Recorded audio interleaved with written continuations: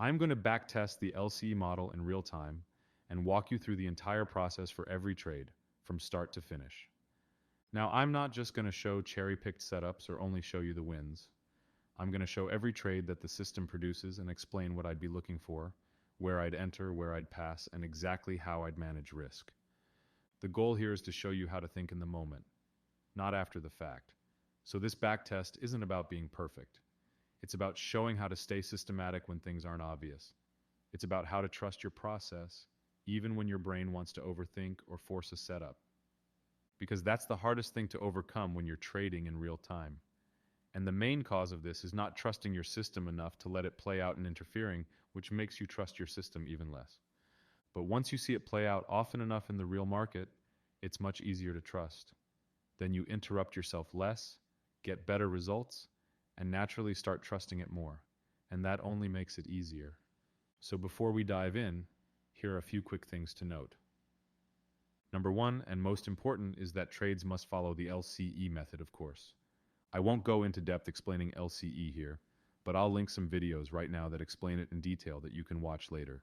But all trades must be level to level. I also only trade during regular trading hours, or the New York session. The LCE model works on all time zones, but I just happen to live in the Eastern time zone, so I only take trades from 9:30 a.m. to 4 p.m., and I'm typically done before 12 p.m. most days. The New York session also has the most volume, which helps with moves and volatility. I will also only be taking breakout trades, and not anything mean reversion or counter trend. And with LCE, that just means that if we move back to the level we came from, it's mean reversion. If we break into a new level instead, it's a breakout. I'll also link a video right now explaining that in depth. But you'll see what that looks like in a minute. And finally, risk is the same for every trade.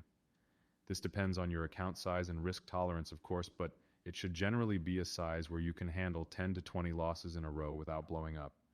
So we'll be back testing last week on ES Futures, which is the main asset I trade, from September 22nd to September 26th. Let's start with Monday. All right, so on Monday we see that we've opened in the middle of a zone. Now our goal here is not to take every single level to level trade, because that would be exhausting. We only want to take trades where the market has a high probability of moving to one level rather than the other. That's why I only take breakout trades. There's a clear alignment of trend and momentum to one side, which makes it much more likely to move in that direction. So in this case, do we see a clear sign that it'll move in one direction rather than the other? Can we take a high probability level to level move? Well, it doesn't seem like it yet. The cloud was recently bullish, then seemingly flipped bearish here, but wasn't able to hold the price under it. And this is on the 15-minute, which is a decently high time frame. And if we see action that's choppy or uncertain like this on a higher time frame, then it's certainly choppy on our 5-minute execution time frame. But we don't want this. We want the trade to be pretty much obvious. We shouldn't be thinking for more than a few seconds about what direction we should trade in. And that will usually come when the price is trending strongly in one direction and the cloud follows. That means I'd be looking for a break of the level above to the next level, or a break of the level below to the level under. So this is at the 9:30 open. Now what I do here is simply set alerts at both of these levels, then wait. I don't want to be involved in any price action here, since it's in the middle of a range. I only want a clean breakout to either side where the trade will be obvious. Now here, what I do is simply wait. I don't look at my screen, I just do something else until my alert gets hit. Once my alert is hit, I open my screen and assess the situation. So here it seems that the market is trending up and recently broke into our upper supply level. Since I'm only looking for breakouts, all I need to do is confirm that probability is on my side before entering. And we do that mainly using the cloud. So first we zoom out to the 1 hour. And on the 1 hour, we see that the cloud is trending up strongly. This tells us that momentum and trend are on the bullish side. Once we see that the higher time frame is trending in our intended direction for a breakout, we can zoom in to our execution time frame, which is the 5-minute. And on the 5-minute, we see the same thing. The cloud is strongly sloping up with a thick layer of support. This is also pointing bullish. So now, we need to decide if probability is on our side for a breakout trade. We see that trend and momentum on both the lower and higher time frame is pointing bullish, which indicates that it's more likely to break out and continue in that direction than it is to fall back into the range. Now, this whole analytical process should only take a few seconds, maybe a few minutes at most. Once we've analyzed the situation and determined that a breakout is likely, then we're looking to enter the trade. So we enter long and place our stop under market structure and then target the next supply level. From here, I close my screen again and wait for the alert of my stop or my target getting hit. And that's one successful level-to-level trade from start to finish, done for the day. Next, we have Tuesday. Now, if we take a look at the situation, we notice that it's very similar to yesterday's. We're opening at a supply and demand level, and we're in the middle of a range. Since the cloud is flat, and there isn't any clear probability at this level, then my plan is the same as yesterday's, which is to wait for a breakout to the level above or the level below. So then, we simply set alerts on both sides before the open, and we simply wait for one of them to hit. Okay, and here we hit the lower level. Since we're looking for a breakout, we want confirmation that it'll keep breaking lower. And for that, we use the cloud. On the 5-minute, we see that the cloud flipped and is sloping down heavily. It's clearly bearish in this case, and it's built a lot of structure this morning to support that. And if we go to a higher time frame, like the 15-minute or the 30-minute, we see the same thing. The cloud was bullish, but started flipping bearish. So that momentum shift on the higher time frame, plus the bearish momentum on the lower time frame, signals that the market is more likely to continue dropping lower than it is to move back up. And that's when we enter short. Now, it doesn't really matter precisely where you enter. It doesn't need to be a specific candlestick or pattern or location. You just want to try your best to enter in this level once you get the confirmation that we're breaking out and exit at the next level. Then simply place your stop loss above market structure and your target at the next demand level. If we break above the stop, it means our breakout is most likely invalid, and we can look to take the next breakout trade at the following level where it lands. So we place our stop here, and then place our target at the next demand level. Then we wait for our target or our stop to get hit. And that's one more successful level-to-level trade for the day.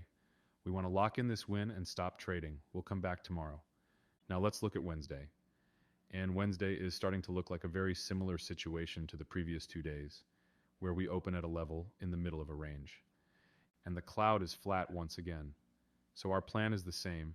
We'll set alerts to the level above and below, then wait for a level to hit, and find enough confirmation to enter a breakout trade. Now let's see what happens. Okay, so now we've hit the bottom level, similar to yesterday. We need confirmation that this move is more likely to continue breaking out than it is to reverse. If we zoom out to the higher time frame, we see that we have even more confirmation than yesterday, because we can see here that the cloud is fully sloping down and has a heavy cloud of resistance over the price. And on the 5-minute, we have the same situation. We see that the cloud has flipped from flat to bearish. Both time frames are now telling us that a breakout is more likely, so we'll enter short again. Same as usual, with a stop above market structure and our target at the next demand. And keep in mind, I don't check any news or anything like that. It's just pure level-to-level movement with no outside influence. Now let's see what happens. And we get another clean level-to-level drop. Now we've locked in a win, and we keep it moving to the next day. By the way, if you want to learn this exact process on ES every single day, you can work with me directly. We'll create a custom trading plan, have one-on-one calls, a private chat to communicate, and access to this exact chart. If you're interested, the link's down below. So now let's move on to Thursday. Now we see that the market is in a downtrend and that the cloud is already heavy above the price. This gives us a natural inclination to go short, but we also want to wait for a breakout. You'd be able to go short at this level early though if you want to take that risk. But we can also set alerts at the level above and below to be more conservative. Now let's see what happens. And as expected, price folded to the downward pressure of the cloud and moved to the level below. Now our alert got hit and we'd be looking to take a short. Same as usual, stop above market structure and target at the next demand level. And let's see what happens here. And this one got stopped out. Losses are normal, of course, and you shouldn't expect a 100% win rate because that's impossible. That being said, let's look at why this one failed specifically so we can learn from it. So the key here is what happened at the open. The cloud was bearish, and so was momentum. So we got that sharp drawdown almost immediately. Now, once we got to the next demand, the move from all this downward pressure from the cloud already happened. This move was now too extended from the cloud and didn't have enough momentum or market structure to continue. So if you didn't catch the first move, try your best to avoid the second move, especially if it's not as clear like this one. And finally, we have Friday's move. Let's look at how we're starting right before the open. Here we see that we're going to open in between two levels. So for a valid breakout to happen to either side, we would need to see a break of the supply level above to the next supply, or a break of the demand level below to the next demand. Then we simply set alerts and wait. And here, right at the open, we see that we briefly tested under the cloud, then immediately sprung up with some strong bullish momentum. Now, the 5-minute is bullish, but the higher time frames are neutral or just beginning to flip bullish. So we'll still go long, but we just need to be extra cautious because the move might collapse on us. And that means moving our stop to break even when the trade moves decently in our favor. So we enter long, with our stop under market structure and our target at the next supply level. The risk reward on this one isn't as large as the other ones, because this setup isn't as clean without the higher time frames in agreement. And typically, if the higher time frame isn't caught up yet, then the move will either collapse on itself or consolidate until the cloud catches up. But we don't care about that, since we're just looking for a level-to-level move. We'll be out of it before any of that happens. Now let's see what happens here.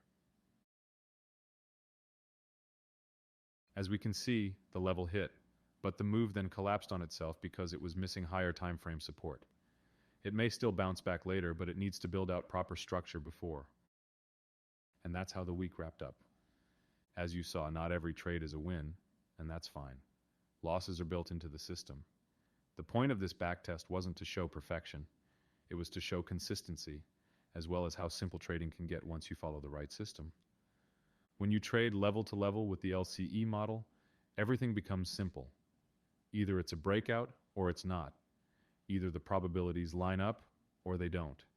You're not sitting there overthinking, second-guessing, or forcing something that isn't there. That's how you build consistency, and that's how you scale to incredibly large numbers. If you're focusing on anything beside that, you're wasting your time. That's why this works. You don't need to catch every move, you just need to catch the clean ones and let the system do the heavy lifting. So if you want to start trading this way, check out the link below where you can work with me directly. And if this video helped you, let me know by dropping a like and subscribing, and I'll drop more videos like this. I'll see you in the next one.